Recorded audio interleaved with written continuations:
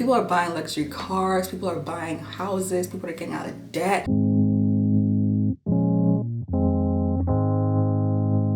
Hey guys, welcome to another video. If you are new here, hey, welcome. Go ahead and hit that subscribe button and join this little family here. Yes guys, I have another chit chat get ready with me. You guys know how much I love filming these videos. I don't know y'all, but interesting things keep happening to me and I don't understand why. In this chit chat get ready with me, I'm going to be talking to you guys about my crisis assignment, how that's going, how real it is here in the trenches. I'm also going to be telling you guys about a sexual assault situation I encountered as a nurse while working. Y'all, I saw a post that said that although nursing is great, there are really negative sides to nursing. You do get assaulted, you do get abused, and it's just really unfortunate that I experienced such an assault. So I am going to tell you guys what happened in this chit chat. Get ready with me. Before we get started though, please go ahead and give me a thumbs up and comment, of course, and subscribe if you have not already. Okay, so let's get into this crisis nursing assignment. Okay, right now in the United States of America, the demand for nurses is extremely high. You know, there are other factors that are contributing to this. If you guys watched my life update video, you heard me mention a few of them. I'm just going to quickly reiterate them. So coronavirus, there are people in the hospitals that need to be taken care of. More patients, but not enough nurses. Therefore, there is an extremely high demand. The actual COVID sickness is playing a part in this, and also the vaccines. As I was talking to some of my recruiters, they were saying that the reason for the demand is because nurses are leaving the bedside, because they're being forced to get this vaccine. Not everybody is with it, not everybody wants to get vaccinated, so therefore people are leaving. So that also adds into the shortage of nurses. So yes, if you guys are like big on social media, you see Crucial, which is like a really big company deploying nurses to places of scarcity. Oh, that's too much. Of places of scarcity, and they're paying an insane amount. People are quitting their jobs to do travel nursing, which is adding on to the factors of creating this very high demand for nurses. And the cycle continues. Who knows when this will end, because COVID-19 is still around and it's still very strong, and there are these many variants. It's like, right now it's hot. The market for nurses is very hot, and you know, it's probably going to be like this all throughout 2022. But yes, my first crisis assignment, you know, they are paying you the crisis pay for a reason, guys. Like almost every shift I've worked, I have been tripled. Mind you, I'm in the ICU, okay? Tripled with extremely sick people. So this is why it's very tricky to just hop on this travel nursing bandwagon if you haven't had much experience as a nurse, because you're literally being thrown in the lion's den, guys. You are literally being thrown in the lion's den, and if you don't have experience, you are going to drown. Your license is at risk. Okay, you have to protect your license, so therefore not every money is good money. And if you feel like you're not ready, if you feel like you need more time after being a nurse for 1 year, please protect your license and make a wise decision for your career. This money, if I'm talking to recruiters and stuff, it's still gonna be around. It's still gonna be around until next year, so just be safe with your license. But as I was saying, they're paying you these crisis rates for a reason. The foundation I'm using is the NARS Soft Matte in Bellum, and I think I might need a darker shade because it's requiring a lot of blending on my end. If you guys didn't know already, I am a critical care nurse. My background is in ICU and PACU. Therefore, I have the flexibility of switching specialties whenever the heck I want to.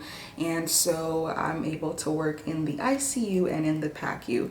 And right now I am working in both. I've been a nurse now, a critical care nurse now for 4 years. That's some experience under my belt. You know, even me having 4 years experience, I feel like I drown sometimes. So it's a very scary world out there right now. But with that being said, with this assignment, man, I'm getting tripled, you guys. I am getting tripled, and this hospital is like a level 1 trauma center, so you are taking care of like some really sick people. Like, it's not like the acuity is high. I mean, so far I haven't really seen that many COVID patients by the grace of God, so it's not like the COVID rates are going up. in the area I'm working, but it's because the nurses are leaving the bedside. That's why there's a shortage. I know the unit I'm on right now, the ICU I'm on right now, a lot of the contracted nurses have quit.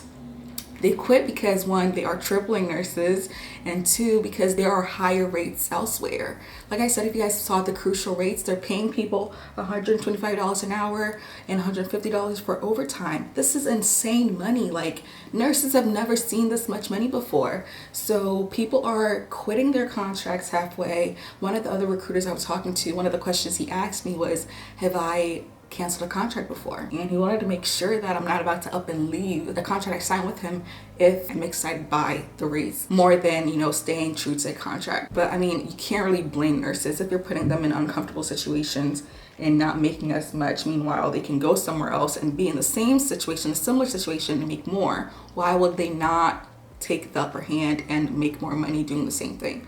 So yeah, these people need to understand, you know? But anywho, that's what's happening. A lot of the travel nurses at this hospital have quit because of, like I said, higher rates and then the conditions they're under. Literally in huddle every morning, the nurse manager's like, we're in crisis mode. This is not just this hospital issue. It's the whole East Coast. It's the whole United States. Like, we are all in crisis mode. Please bear with me. And you can literally see the frustration in the staff nurses' faces. Like, they are just so frustrated. And honestly, right now, I would not be a staff nurse working in these conditions. Meanwhile, you're doing the same job as a travel nurse and where they're making significantly more than you are. You know, it's like, it's so unfair to them. I understand sometimes that family and other situations can tie people down to a certain location. So therefore they can't make these risky moves as, you know, people like me who don't really have that much responsibility. Yeah, so the reason why I didn't travel last year, 2020, was one, like, COVID was just so new, you guys, and personally I was going through a lot, so I felt like I needed to stay because of my church and my family members and like just having community. For my mental health, I needed to be rooted where I was. So therefore I did not even, well, I considered travel nursing once, but then I talked myself out of it. People talked me out of it, and you know, for right reasons. So I hung tight for a while. I got my mental health together, and 2021 I'm in a much better place now, and I finally feel like I can, you know, just join. And luckily for me, I didn't have to travel far to do it. Literally a win-win situation for me. Now, let's get into the story about how my patient sexually assaulted me. Never in my 4 years of nursing have I experienced such a thing. If you guys follow me on Instagram, I told the story on Instagram. If you're not following me, please follow me at Michelle's Choice. Y'all, I was assigned a confused older patient. A confused older man, a nasty man who was pretty wild from his youth, if you can tell. And the night nurse, you know, gave me a little warning. She was like, yeah, he's a little fresh. She used the word fresh. I didn't really know what fresh meant, but fresh meaning that like he tries to like hit on the nurses. Like he will make vulgar comments. And I was like, okay, so this is what I'm getting myself into. And because of his confusion, he required a one-to-one sitter. I'm going to quickly finish my face and then I'm gonna come back and finish my story about how this patient assaulted me, guys.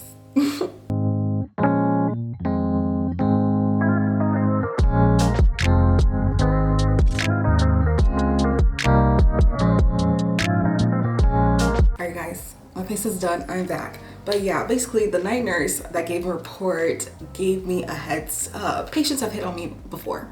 Every nurse has experienced this. Some patients will be vocal and they'll tell you, oh, you're beautiful, whatever, they'll tell you. But not like this, guys. So I go into the patient's room initially, I ask my orientation questions, you know, he kind of misses some of them, trying to get up out of the bed.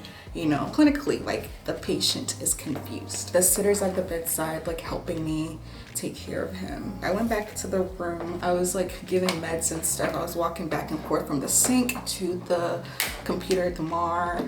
And so like I would be walking, and then he made this comment, guys. He said, oh, I got a swish in my walk, something.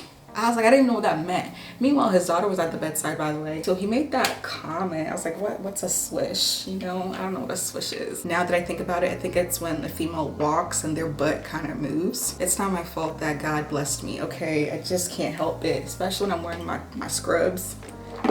It is what it is. It is what it is. So he made that comment, and the daughter was like, Dad, You know, like, how dare he? Like, she just got a little repulsed by what the comment the father made. Yet, she wasn't caught off guard, because I think that's kind of how he was when he wasn't confused. So yeah, I then get closer to like just help him out with something. Mind you, I'm like standing, the patient's like sitting over here, and I'm like standing, I'm helping the patient out. Something like this, guys. While the sitter is like also standing close by. And this man takes his hand, literally grabs my butt. And then I look at him. My mouth literally dropped, guys. I was like, what are you doing? The tech sees it, and then the daughter didn't really see it, but I'm like, he just grabbed my butt. Dad, did you just grab? And the patient was like, yeah, I grabbed her booty. So you know what you're doing. Clearly, you know what you're doing, and you did it anyways. Literally, I was so shocked that this old man would do that. I was so shocked, like in front of your daughter. Like, you have no shame in your game, even though you're confused, but yet you admitted to doing something you know you were doing. Make it make sense, guys. Make it make sense.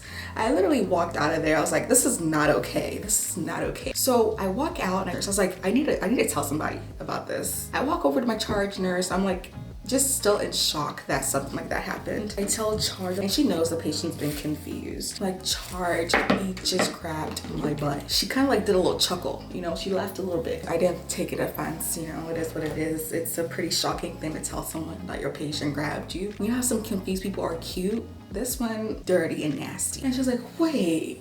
And I was like, yeah, he just grabbed on me. And like, we didn't do anything about it because the patient's confused. Like, what can you do? Press charges on a confused patient? His lawyers are gonna say that he was not in his right mind, even though he admitted to do what he did. So I just like, let me just make somebody aware of what just happened. And that was that. I would walk into his room. He didn't try to do it again, because I would smack him in the face if he did. But yeah, guys, this is the time my patient took a little feel of my booty, y'all. My patient in the ICU who required a one-to-one sitter. But I am done with this look.